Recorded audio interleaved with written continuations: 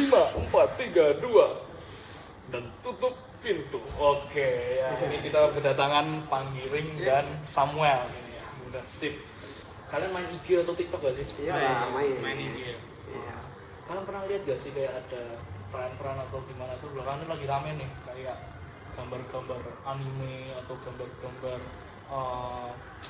lukisan-lukisan kayak misal stylenya Leonardo da Vinci misalnya. Iya. Itu tuh kayak ada yang ketiru gitu. Tapi ini ketirunya belakangan ini masalahnya massal gitu ya nggak sih? Iya. Kalian pernah lihat Jadi gak? tren kan? Nah kalau usut punya usut ternyata itu dari AI. Kalau menurut kalian, misalkan ya, menurut kalian gimana dulu nih tentang tren itu awal? Sebenarnya kalau menurut saya itu bisa merugikan ya. Apalagi itu kan ada yang sampai memperjualkan kan saya lihat. Oh iya. Nah itu tuh kayak wah kesannya tuh nanti nggak spesial lagi gitu loh dengan art style seperti itu. Tapi kalau cuma sekedar have fun ya menurut saya ya. Dan mungkin untuk pribadi saja saya nggak apa-apa sih. Cuma kalau untuk diperjualkan ya saya nggak banget sih. Karena kan art style tuh mahal ya. Ya. Hitungannya itu nggak ternilai itu karena itu seni kan. Betul. Jadi menurut saya tuh nggak setuju sih sebenarnya saya kalau dijual-jualin gitu.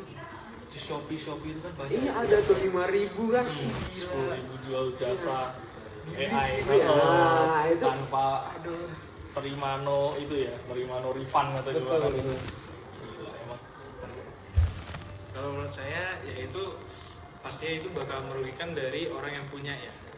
Dan bisa kita lihat, jadi ambil contoh dari yang Ghibli ini. Nah, yang Ghibli ini dia membutuhkan hampir kalau nggak salah 3 tahun atau berapa tahun untuk membuat karya ya, karya sastra yang ruwet banget. Jadi kayak kegiatan orang-orang di pasar.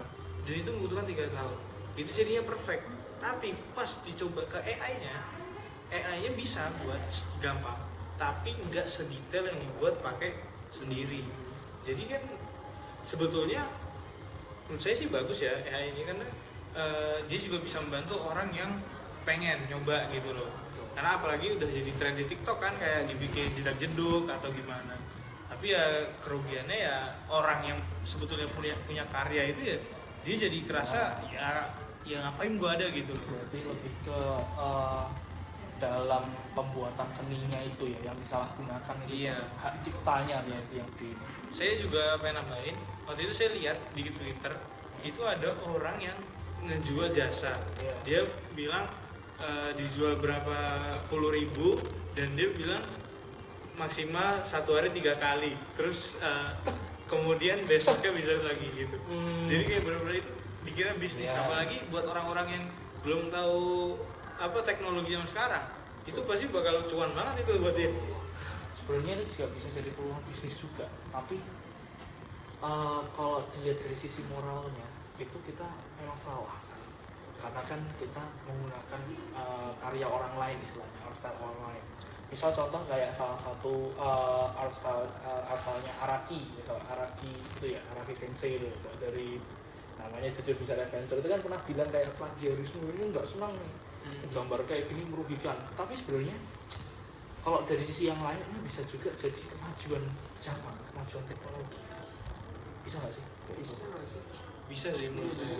Bisa jadi ladang promosi juga kan? Promosi dari Kan itu. kayak orang lihat tuh kayak, hah ini kayak bagus banget stylenya. Iya. Jadi penasaran tuh sama yang aslinya. Soalnya banyak juga yang kan cuma ngikutin doang tuh, tapi nggak tahu tuh ini aslinya style dari mana sih. Akhirnya coba nyari-nyari tuh. Saya bisa juga. Mungkin atau nggak di studio misalkan bantu AI kan bisa juga sekedar aja kan. Nanti detailnya mungkin masih tetap mereka. Itu bisa bantu sih Iya, kalau kata itu saya. AI itu sebetulnya ngebantu sekali ya. Apalagi ya itu udah bidang karya. Jadi mereka yang awalnya belum punya ide, mereka jadi tahu nih kira-kira mereka jadi kebuka pikirannya yang bagus kayak gimana. Jadi mereka tinggal kayak edit lah. Tapi ada berbagai rumor kalau sebenarnya AI itu dalam setiap menitnya itu berkembang. Agak serem ya udah. Agak serem ya. Jujur aja ini serem banget. Ini biar gak luas banget topiknya. Ini biar tetap di seni aja. Oke. Bayangin, misalkan ya, kan kita memanfaatkan ini sebagai alat saja yang dimana kita hanya butuh satu art style. Tapi bayangin aja kalau dia udah berkembang lagi nih, dia bisa menggabungkan banyak art style dan kayak dia itu bikin karya seninya sendiri ya. Artinya ini menurut kalian tetap melanggar etis atau Sudah, saya masih bingung. Kira-kira bisa nggak sih itu kayak gitu ya? itu bisa dong. Kalau coba lihat dari perkembangan dari tahun 2021, 2022, 2023 sampai sekarang deh, tentunya beda banget. Contohnya kayak zaman dulu ChatGPT hanya bisa ini, cuma bisa jawab pertanyaan doang kayak Google. Oh, sekarang nggak bisa apa aja, nggak bisa gambar, nggak bisa diajak bicara. Perkembangannya itu gila banget. Iya sih, bisa sih. Tapi kan ya sekarang kan AI itu kan baru dia mengadaptasi nih. Misalnya dari film, dari animasi dia adaptasi, dia kayak otak-atik, jadi dia bisa dia bisa luncurkan juga ke media gitu loh. Sekarang kan kayak gitu sekarang. Nah, tapi kalau saya pikir-pikir ada bilang update, AI di update loh, itu setiap hari di update, bayangin aja kan. Dia kan berarti kan nanti di masa depan ya itu menurut saya sih bisa sih. Dia pasti bisa lanjut bikin karya sendiri, itu menurut saya bisa, itu mungkin gitu. Mungkin banget ya ini ya. Berarti melanggar etisnya ini yang kita permasalahkan. Melanggar moral, plagiarisme kan tadi yang mau kita bahas kan plagiarisme. Kita lurusin lagi nih. Artinya dia makin lama makin melanggar, makin keluar dari sistem. Berontak dong ya namanya. Nah itu ini kita kan belum ada hukumnya. Gila. Ya, itu benar-benar keras.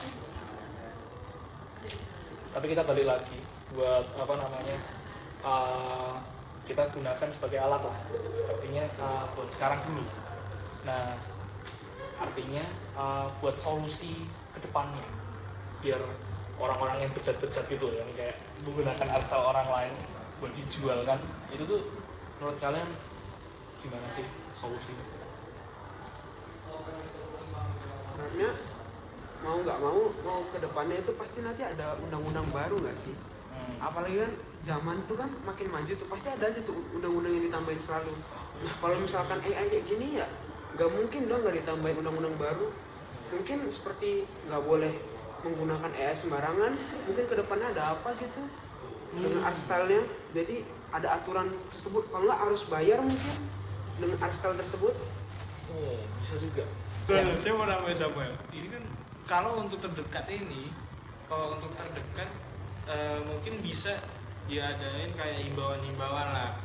Kayak misalnya ini kan mungkin orang-orang yang udah ngerti mereka mainnya di IG atau TikTok. Tapi kita nggak tahu yang main di Twitter, di Facebook kan kebanyakan mungkin bapak-bapak, ibu-ibu. Oh, ya kan, bapak-bapak, ibu-ibu biasanya mereka yang malah ngadain duit dari situ. Iya. Makanya harus dikeluarin himbauan. Nah, itu cara terdekat loh.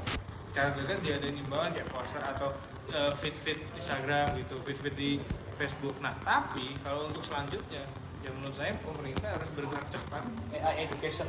Iya, AI education. Kayak Kayak itu. iya, Mas Gibran kan kemarin baru mengunjungi sekolah-sekolah kan, dia Betul. baru mengimbau, tapi dia kan tetap ngingetin bahwa AI itu kan sebagai alat untuk membantu kita. Tuh. Ya, kayak contohnya waktu itu Bill Gates datang ke Jakarta kan dia juga ngambil itu kan juga tuh. Ya itu melakukan. Tapi sepertinya topiknya udah mulai panjang. Iya.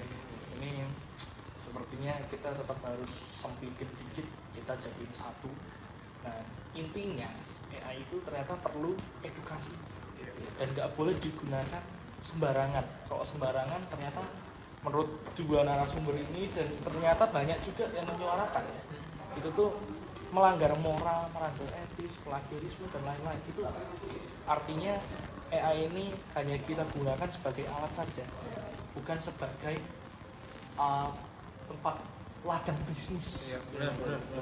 Dan tetap kita juga perlu menghargai art-style, kita perlu menghargai seniman-seniman lainnya. Jadi apa ya, AI itu hanya jadi asistennya kita aja gitu, enggak? Betul kan? Iya, betul. Itu aja menurut saya. Udah, siap. Baik, Makasih. terima kasih. Siap. Ya, terima kasih, Mas Terima Felix. kasih. Siap. 5, 4, 3, 2, 1. And tutup the door.